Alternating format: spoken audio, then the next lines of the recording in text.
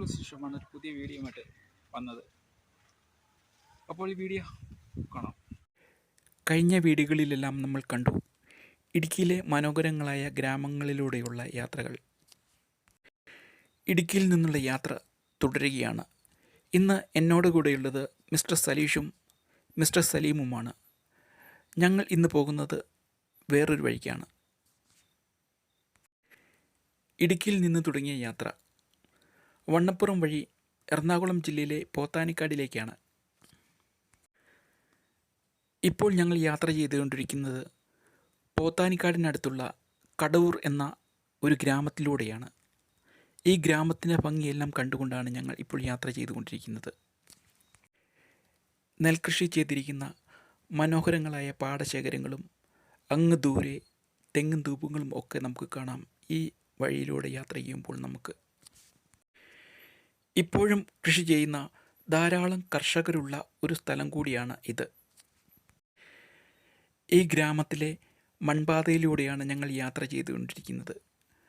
അതോടൊപ്പം ഈ ഗ്രാമത്തിൻ്റെ പച്ചപ്പും ഹരിതാഭയും ആസ്വദിച്ചുകൊണ്ടുമാണ് ഞങ്ങൾ യാത്ര ചെയ്തുകൊണ്ടിരിക്കുന്നത്. ഇവിടുത്തെ താഴ്ന്ന പ്രദേശങ്ങളിലെല്ലാം നെൽകൃഷി ചെയ്തിരിക്കുന്നത് നമ്മൾ കണ്ടു.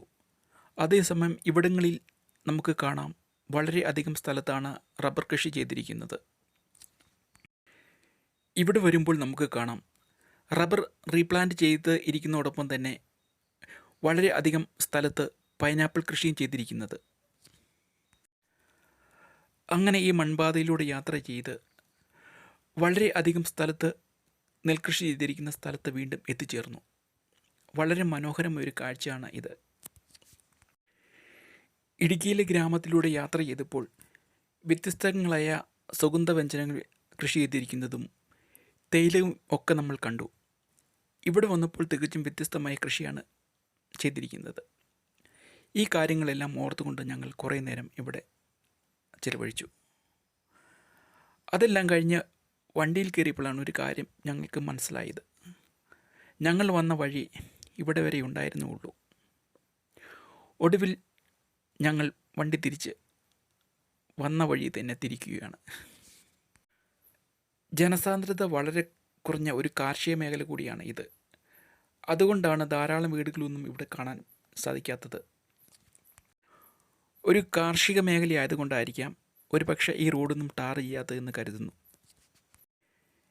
ഈ മനോഹരമായ ഗ്രാമത്തിൽ കണ്ട ഈ റോഡിലൂടെ ഈ ഗ്രാമത്തിൻ്റെ ഭംഗിയെല്ലാം ആസ്വദിച്ചുകൊണ്ട് മൂവാറ്റുപുഴയ്ക്ക് പോകാൻ വേണ്ടിയിട്ടാണ് ഞങ്ങൾ പ്ലാൻ ഇട്ടുകൊണ്ടിരുന്നത്. കാരണം ഞങ്ങൾ പ്രതീക്ഷിച്ചത് എല്ലാ റോഡിനും കണക്ടിവിറ്റി ഉണ്ടായിരിക്കുമെന്നാണ്. പക്ഷേ ഇവിടെ വന്നപ്പോഴാണ് മനസ്സിലായത് ഈ റോഡ് ഇവിടം കൊണ്ട് തീരുകയാണെന്ന്.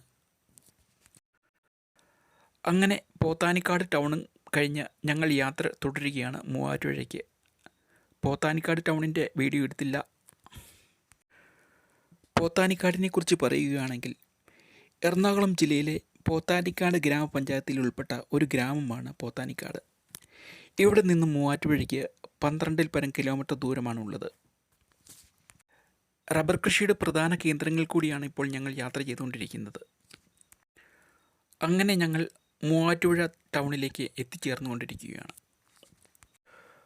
മൂവാറ്റുപുഴയെക്കുറിച്ച് പറയുകയാണെങ്കിൽ എറണാകുളം ജില്ലയിലെ ഒരു പ്രധാന വ്യാപാര വിദ്യാഭ്യാസ കേന്ദ്രമാണ് മൂവാറ്റുപുഴ. മൂവാറ്റുപുഴ ഒരു നഗരസഭ കൂടിയാണ്. കോതമംഗലം ആറ്, കാളിയാർ, തൊടുപുഴയാറ് എന്നീ 3 ആറുകൾ സംഗമിച്ച് മൂവാറ്റുപുഴയായി മാറുന്ന സ്ഥലമായതുകൊണ്ടാണ് ഈ നഗരത്തിന് ആ പേര് ലഭിച്ചത്. MC റോഡിൽ സ്ഥിതി ചെയ്യുന്ന ഈ നഗരം കൊച്ചിയിൽ നിന്നും ഏകദേശം 42 കിലോമീറ്റർ കിഴക്കായി സ്ഥിതി ചെയ്യുന്നു. കൊച്ചി, കോട്ടയം, ഇടുക്കി, തൃശ്ശൂർ എന്നീ ജില്ലകളെ ബന്ധിപ്പിക്കുന്ന പ്രധാന പാതയിലാണ് മൂവാറ്റുപുഴ സ്ഥിതി ചെയ്യുന്നത്. അങ്ങനെ ഞങ്ങൾ മൂവാറ്റുപുഴയിൽ എത്തിച്ചേർന്നു. ഇനി മൂവാറ്റുപുഴയിൽ നിന്നും ഞങ്ങൾ പോകുന്നത് കൊച്ചിക്കാണ്. ഞങ്ങൾ ഇതിലൂടെ യാത്ര ചെയ്യുന്നത് ഒരു അവധി ദിവസത്തിലാണ്. മാത്രമല്ല വൈകുന്നേരവും. അതുകൊണ്ടാണ് റോഡിലൊന്നും ഈ പറയുന്ന തിരക്കൊന്നും കാണാത്തത്. മൂവാറ്റുപുഴ കൊച്ചി റോഡ് ധാരാളം ചരിത്ര സംഭവങ്ങൾക്ക് സാക്ഷ്യം വഹിച്ചിട്ടുള്ള ഒരു റോഡ് കൂടിയാണ് ഇത്.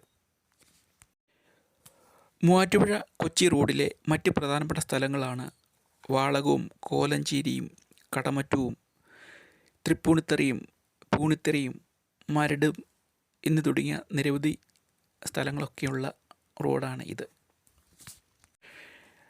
ഹൈറേഞ്ചിലുള്ളവർക്ക് എളുപ്പത്തിൽ കൊച്ചിയിലെത്താനുള്ള വഴിയാണ് ചേലച്ചൂടും വണ്ണപ്പുറവും പോത്താനിക്കാട് വഴി മൂവാറ്റുപുഴ കൂടി എറണാകുളത്തേക്കുള്ളത്. കോലഞ്ചേരിയെക്കുറിച്ച് പറഞ്ഞപ്പോഴാണ് കോലഞ്ചേരി മെഡിക്കൽ കോളേജിനെ കുറിച്ചുള്ള ഓർമ്മകൾ മനസ്സിലേക്ക് വന്നത്.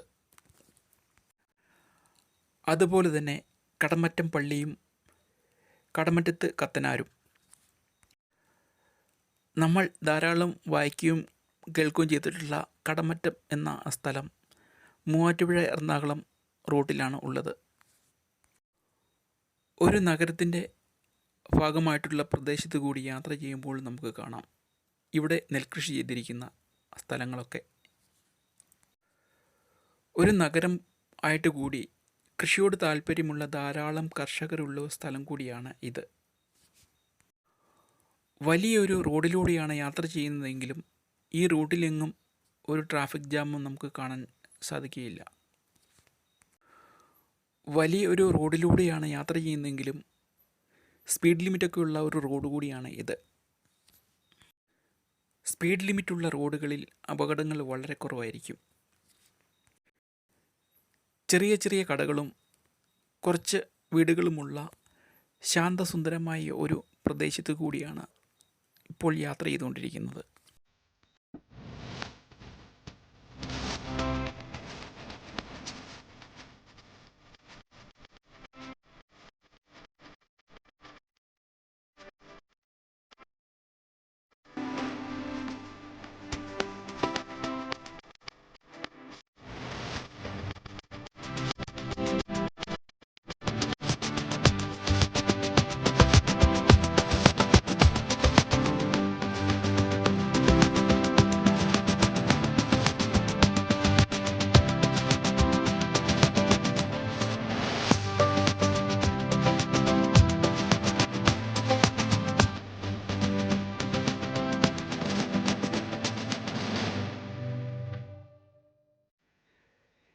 മിസ്റ്റർ സലീഷിന് ഇന്ന് തന്നെ കണ്ണൂരിന് പോകാനുള്ളതുകൊണ്ട് ഞങ്ങൾ കുറച്ച് അധികം സ്പീഡിലാണ് പോകുന്നത്.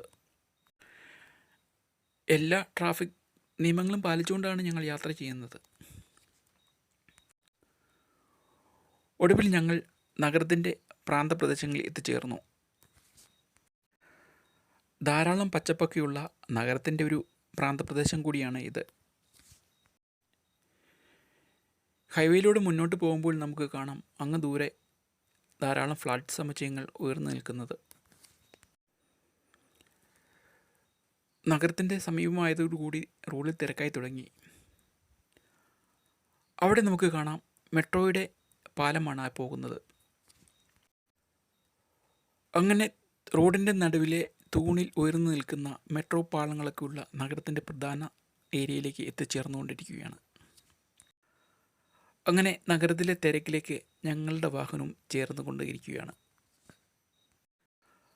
അങ്ങനെ രാവിലെ ഇടുക്കിയിൽ നിന്ന് തുടങ്ങിയ ഈ യാത്ര ഇന്ന് വൈകുന്നേരമായപ്പോൾ ഈ നഗരത്തിൽ തീരുകയാണ്. അങ്ങനെ മറ്റൊരു വീഡിയോയുമായി വീണ്ടും കാണാം.